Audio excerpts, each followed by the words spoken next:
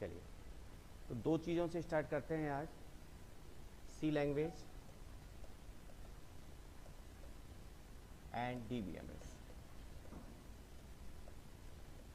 पहले सी लैंग्वेज ले लेते हैं और फिर अपन डीबीएमएस से चालू करते हैं।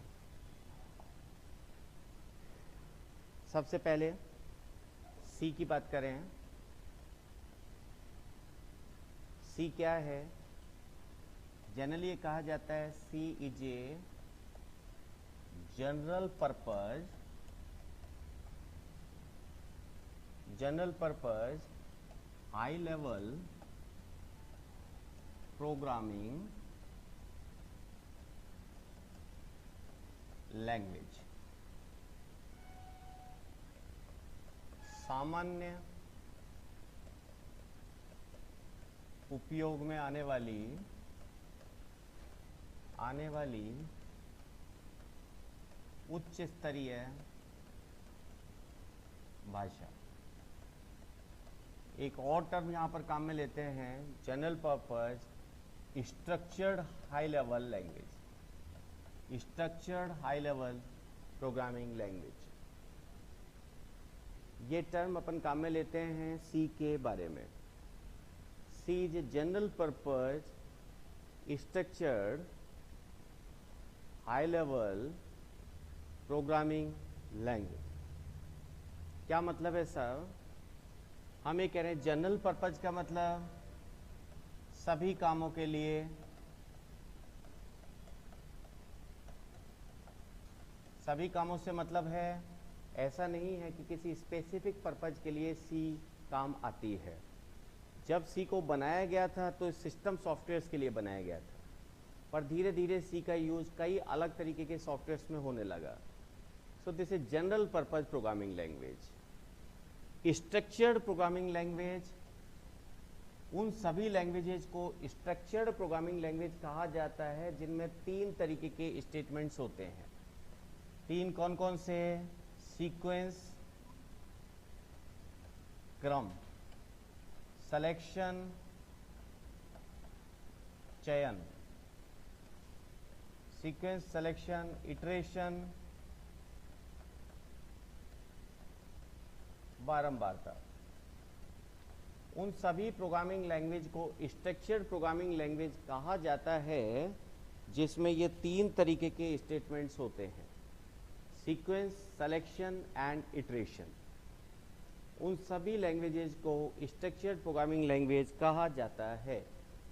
हालांकि आजकल अभी जो हमारे काम आती हैं वो सभी लैंग्वेजेस स्ट्रक्चर्ड प्रोग्रामिंग लैंग्वेज हैं। जो लैंग्वेजेस अभी हमारे काम आ रही हैं, जो मार्केट में हमें मिलती हैं अभी, वो सभी स्ट्रक्चर्ड प्रोग्रामिंग लैंग्वेज हैं। ठीक है sir? High level programming language, क्या मतलब है हाई लेवल से?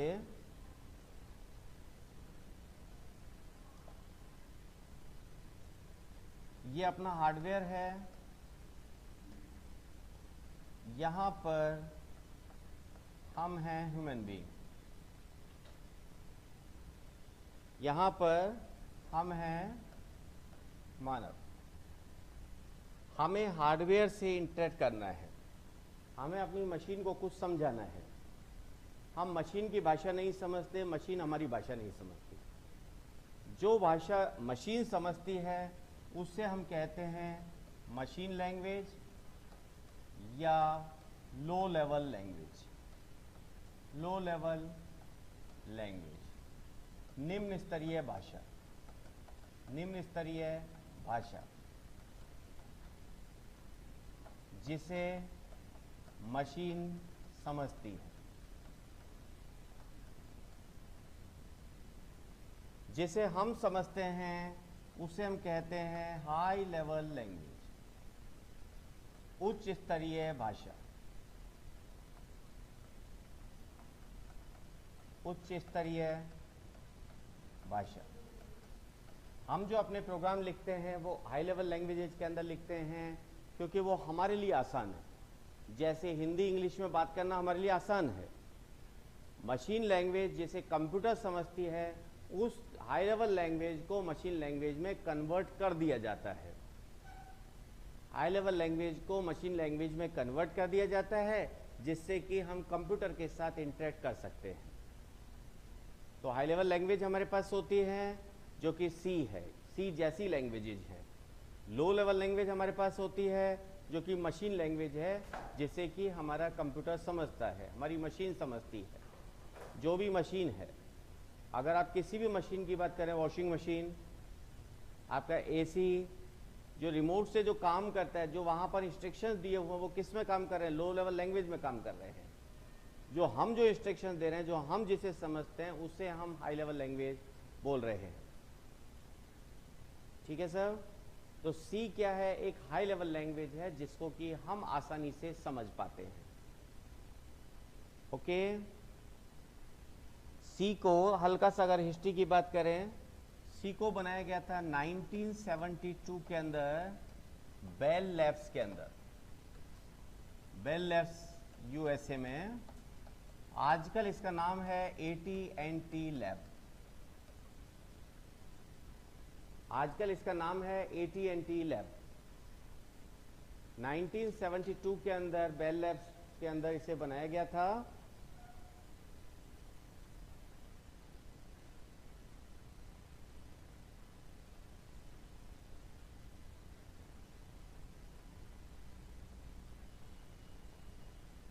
दो भाषाएं थी जिनसे कि सी को बनाया गया था, BCPL एंड B। सी को दो भाषाओं से बनाया गया था। सी के अंदर दो अलग अलग लैंग्वेजेज के फीचर्स को लिया गया था, BCPL एंड B। B को बनाया था केन थॉमसन ने, केन थॉमसन, और BCPL को बनाया था मार्टिन रिचार्ड ने, मार्टिन रिचार्ड।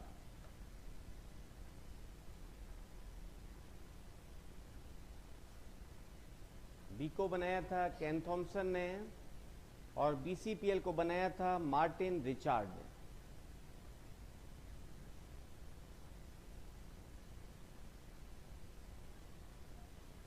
C को जब बनाया गया AT&T लैब्स में, तो वहां बनाया था डेनिस रिची ने, डेनिस रिची। हालांकि दो नाम आते हैं, कर्निगन एंड रिची, लेकिन डेनिस रिची का नाम सबसे ऊपर आता है। दो लोग थे, कर्निगन एंड रिची, ठीक है, लेकिन नाम डेनिस रिची का ज्यादा आता है। तो सी एक high level structured programming language है। हाई लेवल का मतलब उच्च स्तरीय भाषा है जिसे कि हम ह्यूमन बीइंग, मानव समझ सकता है। उच्च स्तरीय भाषा का मतलब जिसे हम समझ सकते हैं।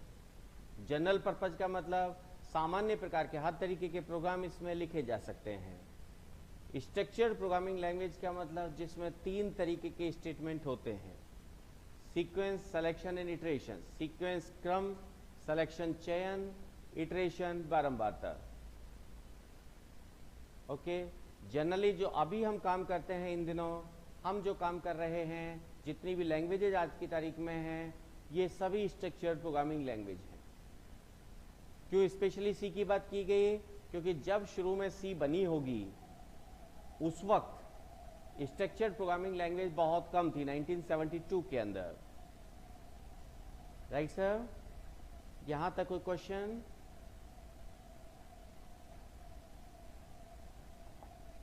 एक छोटा सा प्रोग्राम अगर सी का देखें, कैसे हम सी का प्रोग्राम लिखते हैं।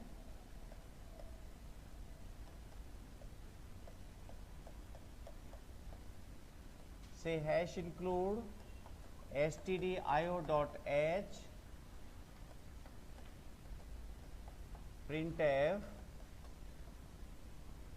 say hello।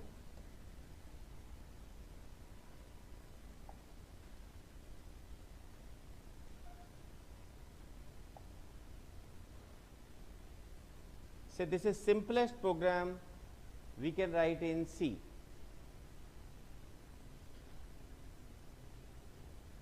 कहीं पर भी लिख सकते हैं, कहीं पर भी का मतलब है किसी भी एडिटर में लिख सकते हैं, नोटपैड में भी आप लिख सकते हैं सर, नोटपैड में भी लिखा जा सकता है, वर्डपैड में भी लिखा जा सकता है। हालांकि सी के अपने बहुत सारे एडिटर्स हैं। जब सी को बनाया गया था, सी को बनाया, हमने कहा AT&T जो आजकल लैब है या बेल लैब्स जो पहले थी, बेल लैब्स के अंदर सी को बनाया। उसके बाद सी के स्टैंडर्ड्स को स्टैंडर्डाइज किया, एक संस्था थी आंसी। आंसी ने सी के स्टैंडर्ड्स को तैयार किया।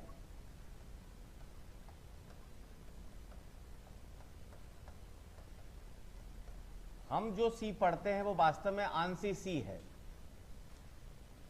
हम जो सी पढ़ते हैं वो आंसी सी है। इसके अलावा बहुत सारे अलग अलग फिर एडिशंस आए, अलग अलग फ्लेवर्स में हमें सी मिलने लगी। टर्बो सी उसमें से एक था, टर्बो सी, बोरलैंड सी, C99, इस तरीके से कई अलग अलग फ्लेवर्स में सी को रखा गया। आपने अगर पहले सी पढ़ा होगा तो डेफिनेटली टर्बो सी आपने काम में लिया होगा। जब हम कॉलेजेस में पढ़ते हैं तो वहां पर टर्बो सी हम लोग यूज में लेते हैं, क्योंकि एक तो इसका फ्रीवेयर अवेलेबल है और दूसरा हमारे यहाँ पर बड़े आसानी से इसके साथ काम कर सकते हैं। विंडोज के ऊपर बहुत अच्छा इसका जो UI है वो अवेलेबल रहता है। तो ये अलग अलग फ्लेवर्स यहाँ पर अपने पास हैं। आप इनमें से किसी एडिटर को काम में ले सकते हैं। आंसी का अपना कोई एडिटर नहीं है, टर्बो सी का अपना एडिटर है, बोरलैंड सी का अपना एडिटर है, C99 का अपना एडिटर है, विजुअल स्टूडियो वगैरह पर भी आप सी के प्रोग्राम लिख सकते हैं। ठीक है, तो सामान्यतया हम जब सी की बात कर रहे हैं, हम ये कह रहे हैं कि भाई आप सी के प्रोग्राम को किसी भी एडिटर में लिख सकते हैं। ठीक है, ये हटा दो इधर का। ओके, तो ये जो प्रोग्राम आपके सामने है हम इच्छा अनुसार किसी भी एडिटर के अंदर लिख सकते हैं। मान के चले हमने टर्बो सी के अंदर लिख दिया। इसका एक्सटेंशन फाइल को सेव करते वक्त hello.c रखना आवश्यक होता है। hello.c रखना आवश्यक होता है। ये जो प्रोग्राम हम बना रहे हैं तो सी का प्रोग्राम हो गया। अब हमने अभी बात की कि भाई कंप्यूटर एक मशीन है, ये आपका एक हार्डवेयर है। हमारा हार्डवेयर तो हमारी हाई लेवल लैंग्वेज को भी नहीं समझता। हमारा हार्डवेयर तो हाई लेवल लैंग्वेज भी नहीं समझता। इस हाई लेवल लैंग्वेज को मशीन लैंग्वेज में कन्वर्ट किया जाता है। तो जब हम इस प्रोग्राम को रन करते हैं उसके लिए हमारे पास एक प्रोसेस होता है, वो है कंपाइलेशन। हम प्रोग्राम को कंपाइल करते हैं।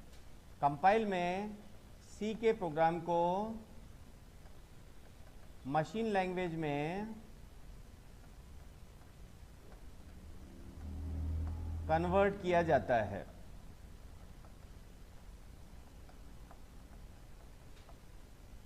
जो आपने सी में लिखा उसको as it is machine language में कन्वर्ट करके आपको दे दिया, और फिर जो फाइल आपकी बनती है वो आपकी होती है hello.obj फाइल। hello.obj file. सबसे पहले प्रोग्राम क्या हुआ? कंपाइल हुआ। कंपाइल होने पर सी का जो प्रोग्राम था वो ओबीजे में कन्वर्ट हुआ। इसके बाद मेरा सी का प्रोग्राम जितने भी दूसरे रिसोर्सेज को काम में ले रहा है उनके साथ उसे लिंक करना पड़ता है, और लिंक करने के बाद मेरी जो फाइल बनती है वो होती है hello.exe फाइल। इस exe फाइल को किसी भी जगह पर हम ले जाकर रन कर सकते हैं। वापस से समझिए सब, हम ये कहना चाह रहे हैं भाई जब हम प्रोग्राम को रन करते हैं, ये प्रोग्राम आपने बना दिया, किसी भी एडिटर में बना दिया, .c एक्सटेंशन रख लिया, अब इसको रन करने का प्रोसेस क्या है, प्रोग्राम को चलाने का प्रोसेस क्या है। यहाँ पर दो प्रोसेस बीच में होते हैं। पहला हमें इसको कंपाइल करना पड़ता है, दूसरा इसे लिंक करना पड़ता है। हालांकि अगर आप अगर आप टर्बो सी में काम कर रहे हैं, आपने जो पहले काम किया अगर आप याद करें तो कंट्रोल F9 आप लोग प्रेस करते थे। कंट्रोल F9 का जो प्रोसेस था उसके अंदर पहले प्रोग्राम कंपाइल होता था और फिर लिंक होता था। आपको भले ही पता ना चलता हो, लेकिन वहां पर दो फाइल बनती थी। पहले .obj फाइल बनती थी और फिर .exe फाइल बनती थी। .obj फाइल के अंदर हमारा जो सी का प्रोग्राम है उसको as it is machine code में कन्वर्ट कर दिया जाता था, और फिर उस मशीन कोड को आपके जितने रिसोर्सेज सी के हैं उनके साथ में लिंक किया जाता था, और फाइनली एक चीज बना दी जाती थी जिससे आप exe फाइल बोल रहे हैं, एग्जीक्यूटेबल फाइल बोल रहे हैं। ओके, तो कंपाइल करने के बाद कौन सी फाइल बनती है साहब, obj file, object file. Object file ये कब बनती है, कंपाइल करने पर। कंपाइल करने पर फिर आपके पास होती है एग्जीक्यूटेबल फाइल। एग्जीक्यूटेबल फाइल ये कब बनती है साहब, लिंक करने पर। obj फाइल का एक्सटेंशन क्या होता है साहब, .obj। एग्जीक्यूटेबल फाइल का क्या होता है साहब, .exe।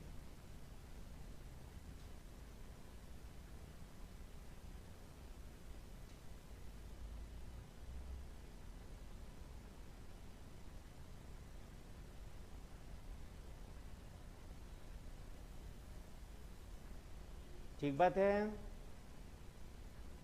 ओके, तो सीधी सी बात है, हमारे प्रोग्राम को, सी के प्रोग्राम को रन करने पर कौन कौन सी फाइल बनती है, .obj, .exe। सी के प्रोग्राम को रन करने पर कौन कौन से प्रोसेस होते हैं, compilation and linking. Compilation and linking, compile में क्या होता है, मेरा जो सी का प्रोग्राम है वो मशीन कोड में कन्वर्ट हो जाता है। लिंकिंग में जो एग्जिस्टिंग रिसोर्सेज हैं उनके साथ में ये बाइंड करता है। 100% क्लियर यहां तक। चलिए सब, अब एक बार इस प्रोग्राम को समझते हैं।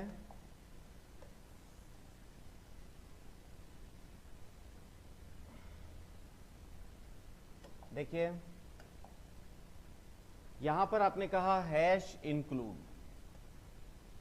अभी के लिए हम मान के चलें कि हैश क्या है, कोई सिंबल है, और इंक्लूड हम कह रहे हैं भाई अपने साथ में stdio.h को रख लीजिएगा।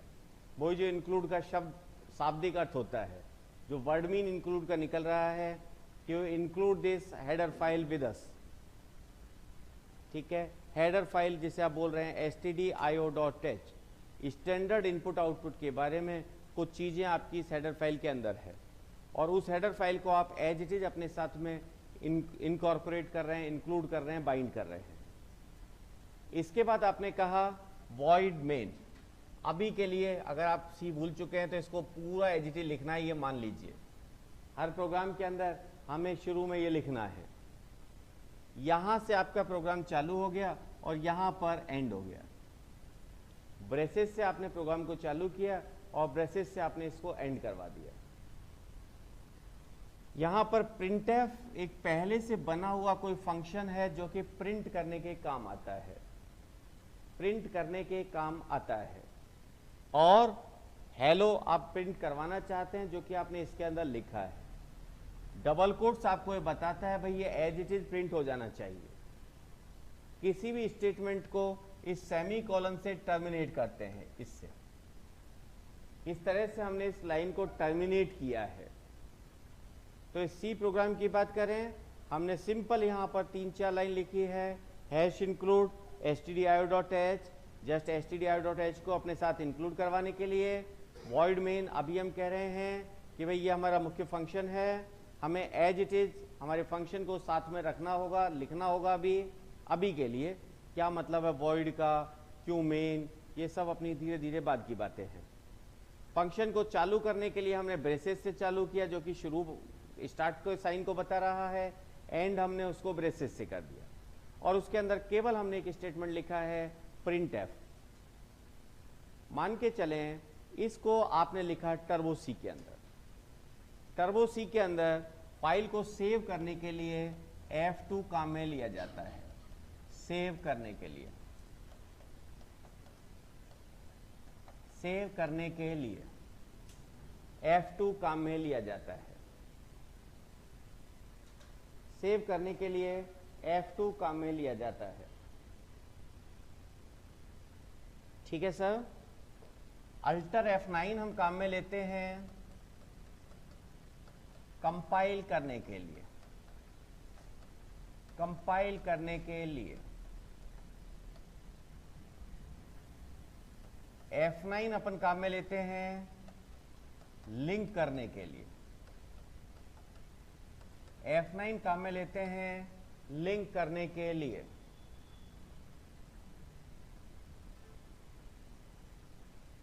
कंट्रोल F9 अपने पास है,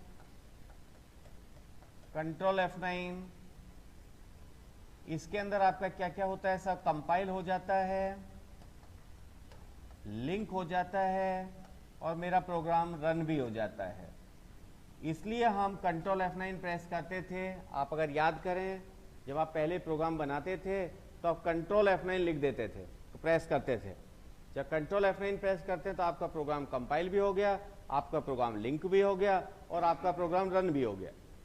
सारा काम आपका एक साथ हो जाता था। ठीक बात है। टर्बो सी के अंदर, क्योंकि हम सभी जब रन करके देखते हैं तो सामान्यतः टर्बो सी में रन करके देखते हैं।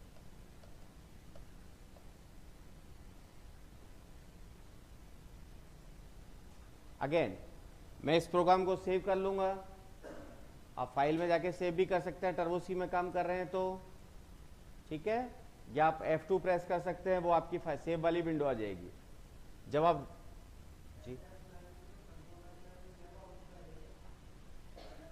जी बेसिकली जो प्रोसेस हो रहा है वो सारे प्रोसेस को कंबाइंड कंट्रोल F9 से एक साथ कर दिया अपन ने।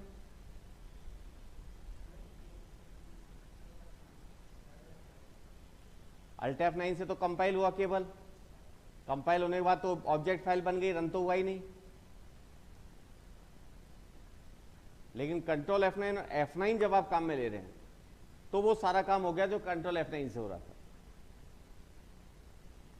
ठीक है। देखिए वापस से हमने कहा आपके पास hello.c है। जब आपने कंट्रोल F9 प्रेस किया तो सबसे पहले आपका प्रोग्राम क्या होगा, कंपाइल होगा। कंपाइल होने के बाद आपका प्रोग्राम किस में कन्वर्ट हुआ था, एक फाइल और कौन सी बन गई, hello.obj। hello.obj को जब आपने लिंक किया तो एक फाइल आपकी बन गई साहब hello.exe, और hello.exe इसके बाद आपकी हो जाती है रन। आप देखेंगे आपकी स्क्रीन पर जो आउटपुट होगा दैट विल बी हेलो। आपकी स्क्रीन पर जो आउटपुट होगा वो क्या होगा, हेलो। कोई डाउट यहां तक?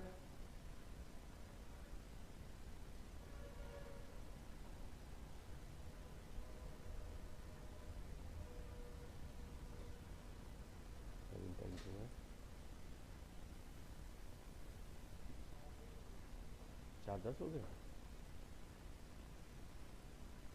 ठीक है,